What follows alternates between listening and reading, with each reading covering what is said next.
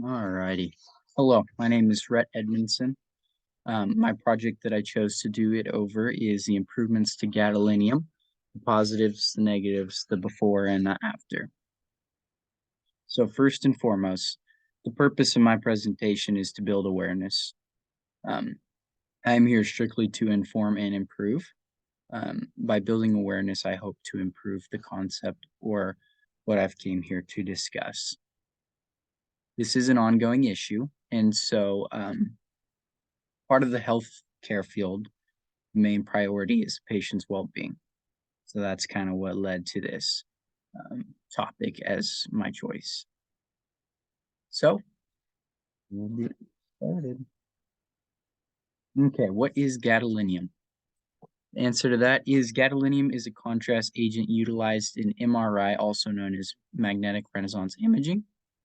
Gadolinium is a derivative of the mineral gadolite. Gadolite evolved into gadolinium oxide a long time ago. The molecular makeup of gadolinium oxide or gadolinium is GD3+. The proprietary name of this contrast agent, so what we see as in MRI is what we use, is Magnavist. Magnavist is utilized every day in MRI. It was used for a really, really long time. It was one of the most common types of contrast agents that was used in the hospitals. And so Magnavist or gadolinium was believed to stay intact and naturally leave the body with little to no adverse effects to the body or side effects or reactions. New research has found that that was not true and that gadolinium was causing serious health issues such as nephrogenic systemic fibrosis. It was causing other issues such as kidney failure and many effects to that, which we'll go into a little bit later. That then led to the development of a new gadolinium-based contrast agent that wasn't as harmful for the body. And the contrast agent that they came up with was called gadopiclinol. And so with gadopiclinol, that was how the FDA was approved. It went through FDA, it went through all that and got approved by the FDA, so that's the new contrast agent that they'll use in the hospital. So gadolinium, all in all, is a contrast agent that we use in MRI. It was believed to stay intact. Now that there was question and research was done, patients were having side effects, so they decided to make a change and start trying to find out a new contrast agent to use. They still wanted to use gadolinium-based contrast agents just due to the diagnostic abilities that gadolinium has. And so that's when they came up with gadopiclinol. Okay. So key terms kind of goes into my PowerPoint. I mentioned nephrogenic systemic fibrosis. So that was one of the side effects that came with gadolinium. And so nephrogenic systemic fibrosis is a rare disease that has become more common due to gadolinium, unfortunately. It was believed that gadolinium at first wasn't connected to nephrogenic systemic fibrosis, but newer research has proved false. So the contrast agent gadolinium, what it's doing in the body is it's being absorbed by tissues such as the brain, the bone, and the kidneys. So I mentioned kidney failure. That is one of the common side effects of this gadolinium agent is it's having severe effects to the kidneys and the skin. So kind of one of the effects was it looked like a skin disease. It was described as thickening of the skin with color changes and lack of mobility within the joints of the body. So once they found out about that, they needed to make a change. So you might have heard me say another word of my key terms is adverse. Adverse means harmful or negative. So when I say adverse effects, that just means that they're having negative effects after the contrast agent.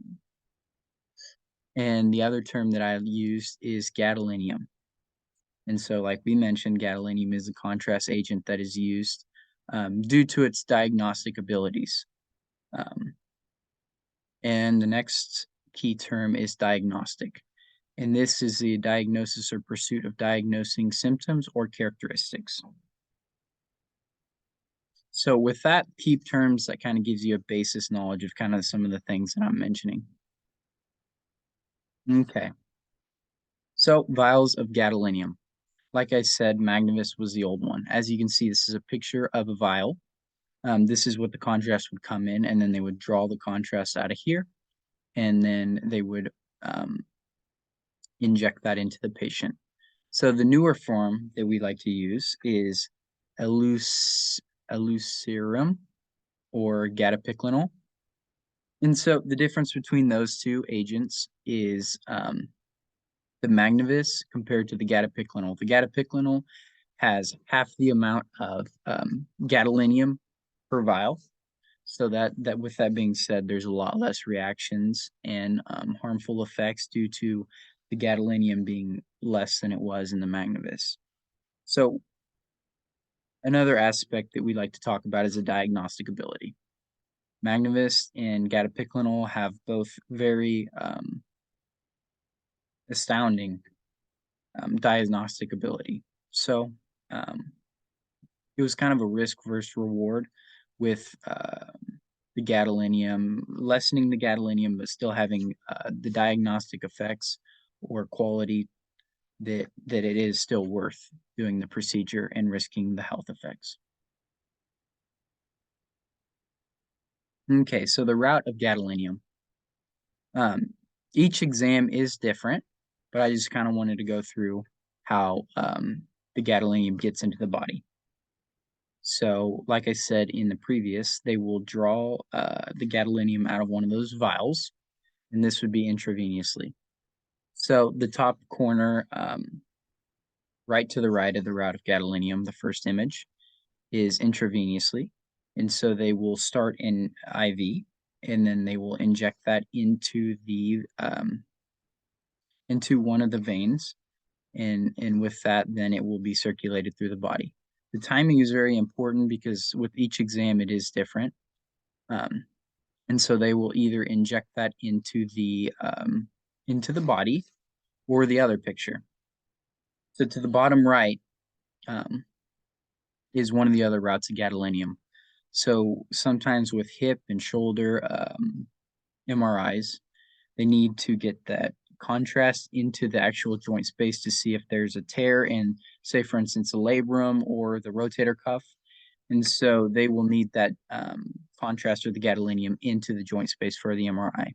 So how they get that in there is they will go to X-ray and they will have it under live fluoroscopy.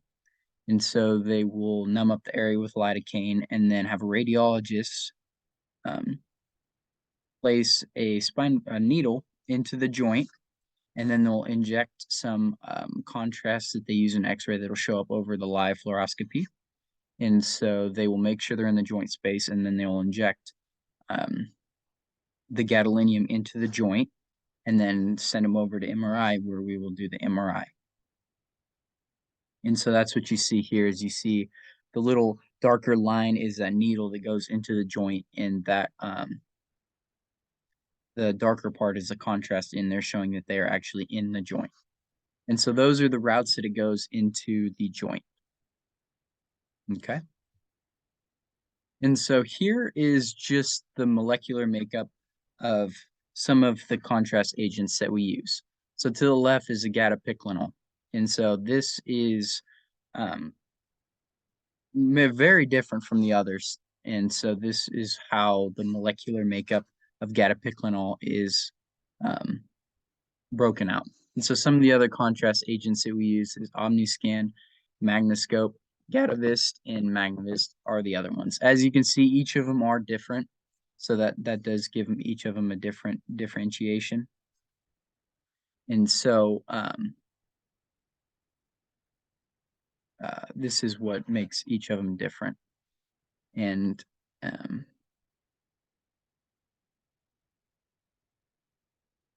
so further on to the gadopiclinol. So with the gadopiclinol, that is the newest form of the contrast agent that we will be using.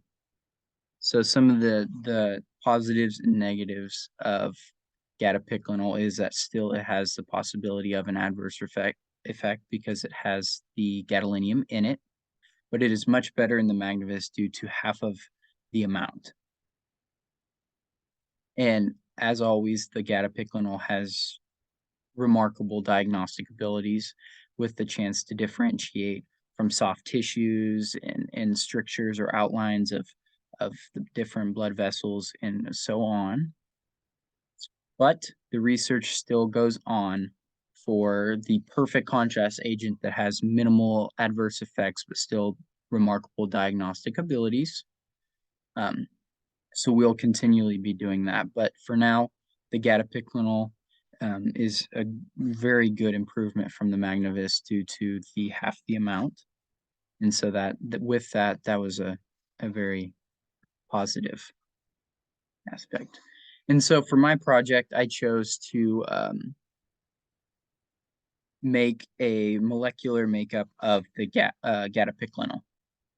So I felt that was a very strong aspect of my project, showing the actual differentiation between the Magnavis, because everyone has an understanding that, oh, they just might have switched up some things, but no, they definitely have a different molecular makeup. And so I made the molecule of the gadopiclinol. And so as you can see, it's pretty complex molecule to have. So that's what I decided to do with my project. With the clay, I had each of the hydrogen, oxygen, nitrogen atoms and all the bonds, and I decided to display how it's different from the Magnavis from the previous diagram. So as you can see, the gadopiclinol is definitely different from the Magnavis, the Gadavist, or any of those. And so this is my project. This is my poster. All in all, just kind of showing the findings, the methodology. My interest still lied within the gadolinium because, like I said, the most important aspect is a patient's well-being, and so that was my spark for this concept. The abstract is just a little bit about everything. The gadolite onto the gadolinium oxide onto the gadolinium and the different aspects of that. But yeah, main thing being gadopiclinol still has the diagnostic abilities, but minimal adverse effects, and that the search for the perfect gadolinium agent, contrast agent, is still ongoing, and I think it will be for a long time. But here are my references. Thank you.